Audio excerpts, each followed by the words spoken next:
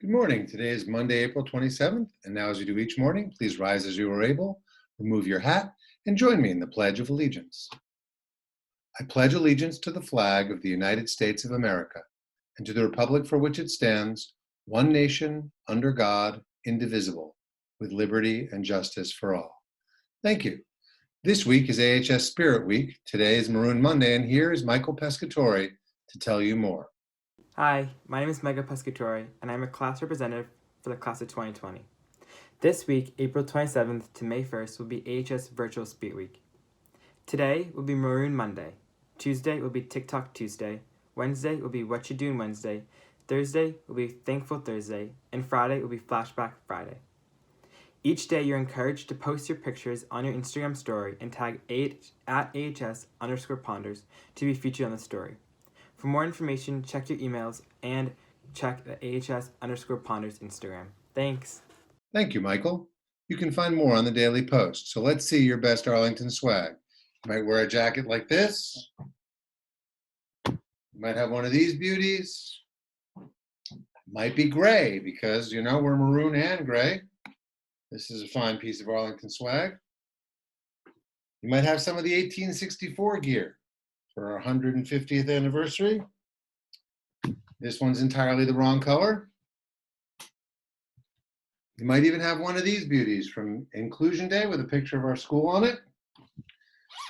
Or maybe crack out one of your old theater t-shirts.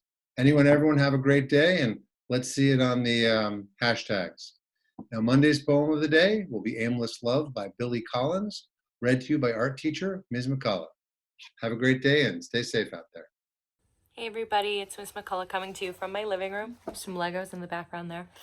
I wanted to read you a poem of the day, which is from Poet Laureate Billy Collins. He was the Poet Laureate 2001 to 2003, and I actually discovered this poet on the Colbert Report.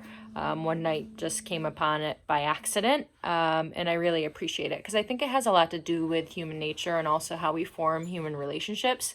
I think right now it's hard for a lot of us because we're not able to see family and friends and those people that we care about all the time. So I think this poem kind of speaks to that a little bit. It's talking about the relationships sometimes get too complex or too convoluted or too difficult.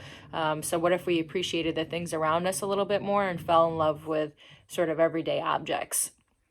I think it kind of reminds us all right now to think about things that are not so complex or taking things a little bit more simply and more nuanced than what we're kind of used to. So one of the things that I've been doing for myself every day is saying, what was regular in my routine that I can drop or let go of today? And I think this poem is reflective of that because it's asking us to sort of let go of those ties of traditional relationships and then again think about how we can appreciate the little things that are around us and start to make new relationships. I'm not telling you to talk to a bar of soap, but I'm asking you to think about how you can find those little moments of appreciation and kindness for yourself. So here's this poem. It's called Aimless Love by Billy Collins. This morning as I walked along the lake shore, I fell in love with a wren, and later in the day with a mouse. The cat had dropped under the dining room table. In the shadows of an autumn evening, I fell for a seamstress, still at her machine in the tailor's window, and later for a bowl of broth, steam rising like the smoke from a naval battle. This is the best kind of love, I thought. Without recompense, without gifts or unkind words, without suspicion or silence on the telephone. The love of a chestnut. The jazz cap and one hand on the wheel. No lust, no slam of the door. The love of the miniature orange tree. The clean white shirt, the hot evening shower. The highway that cuts across Florida. No waiting, no huffness or rancor, just a twinge every now and again. For the wren who built her nest on a low branch overhanging the water. And for the dead mouse, still dressed up in a light brown suit. But my heart is always propped up in a field on a tripod, ready for the next arrow. After I've carried the mouse by the tail to a pile of leaves in the woods, I found myself standing at the bathroom sink, gazing down affectionately at the soap, so patient and soluble, so at home in its pale green soap dish. I could feel myself falling again, as I felt its turning in my wet hands and caught the scent of lavender and stone. So hopefully you appreciate that poem as much as I did and that you can take away from it a couple of those things to sort of reflect on the world around you right now and appreciate those things.